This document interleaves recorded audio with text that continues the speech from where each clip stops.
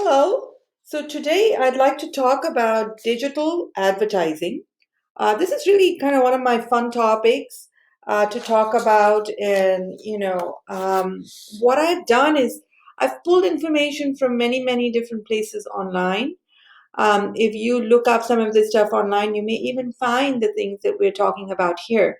But I think this is the best way to kind of teach this particular subject. I don't think any textbook really does justice to it, like the way I'd like it to be. So, in this particular class, we'll be talking about these five things. And what we're going to do is we're going to start with the first one, which is paid traffic, and that's what this video will be about. So, let's start here. Now, when you look at a box like this with all these different kinds of ads, um, some of them you will find are very familiar, right? Because we talk about them on a day-to-day basis, and it's something that you see all the time online. So let's quickly go over what each of these are. Now, they all categorize as digital advertising. So when we're talking about banners, we're talking about banners as well as rich media banners. Um, and these are like skyscrapers, and those are like thin, long, ads that you see on the side of any website. There could be full banners, squares, there could be buttons. And so this is, we see a lot of these banner advertising all over the internet. So that's banners. The second one there is AdSense.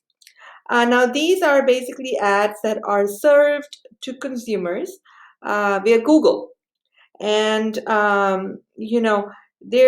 Google tends to show ads that are most relevant to the audience and to the information on the page. Okay, so that is AdSense. The third one there is email advertising plus spam. So basically, anything that comes into your email account in your inbox, which it could be an ad from a brand, right? And you probably see a lot of them all the time. And there are laws that prohibit people from just sending ads, sending emails to you without your permission. And those are called spam laws. A company like MailChimp, for example, they will remind people who are sending those emails that they'll get in trouble if they're sending emails that are not um, you know who don't want to people who don't want that information, who didn't give you the permission for it.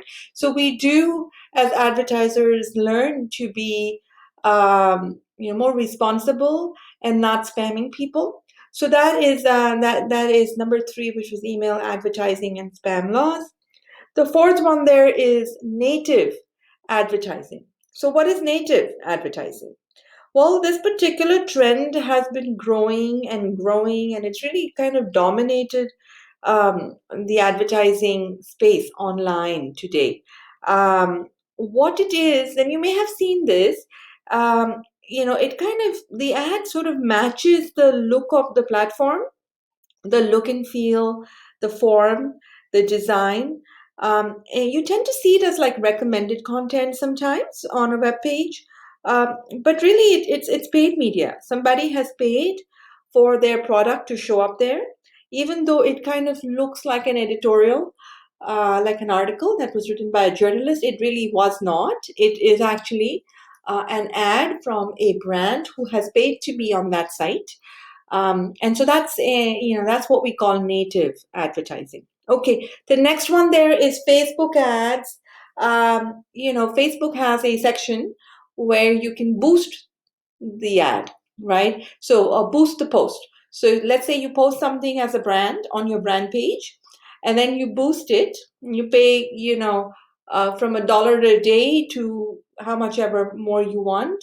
Um, you define the target audience, you define the location, you create the ad. Sometimes, if you want to not do a boost the post, but create your own ad. You can do so many things, but Facebook basically has this facility, and they have a lot of information, so they can actually do something like that. We'll dig a little bit deeper within this presentation to talk about that. The next one there is YouTube ads. This is basically similar to, Facebook, but it's a video format, right?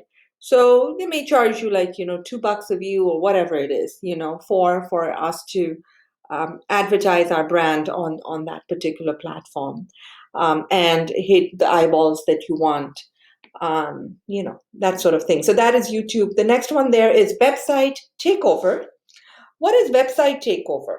Well, sometimes you go on a website and you see that a brand has just taken over the homepage, right? There are lots of little ads, or there's one big ad of this brand on this website. You click out of it, of course, but that's the first thing that you see when you log on to a specific popular website. And you see that for a specific time, right? They've paid for that time. Websites make a lot of money through any kind of website takeover. It's great for the brand. It's great for the website. Not so great for the customer. Sometimes the customer does not want to see that. The reader is not interested. It confuses them. But people are getting smarter and more sort of accepting of something like that. Sometimes a website needs that to survive, right? The next one there is rich media ads. I did sort of talk about that when I talked about the banner ads, but really, rich media is anything that has like the video and audio and other sort of interactive elements, and that's what we call a rich media ad. Okay, the next one there is pop-up ads. Now that right? Sometimes your browser, you can disable those ads, but basically it's just an ad that pops up. And you can click out of it, right? So you're reading something and suddenly you see an ad come up, and that's what we call a pop-up. And then you might ask, well, what's a pop under, right? Well, think about it. Sometimes you have your web page open, like a tab or a browser is open, and there's an ad that shows up in a new browser under your current browser, right? So when you click out of that main browser, that's when you see that other browser, right? And that's an ad, right? So now you know what I'm talking about, right? Because you've probably seen it. And so that is what we call a pop under. Is clearly less intrusive because it's not ruining a user's experience. Only when the user clicks out of it will they see that particular that window. Okay, so that is a pop under. So pop up, pop under.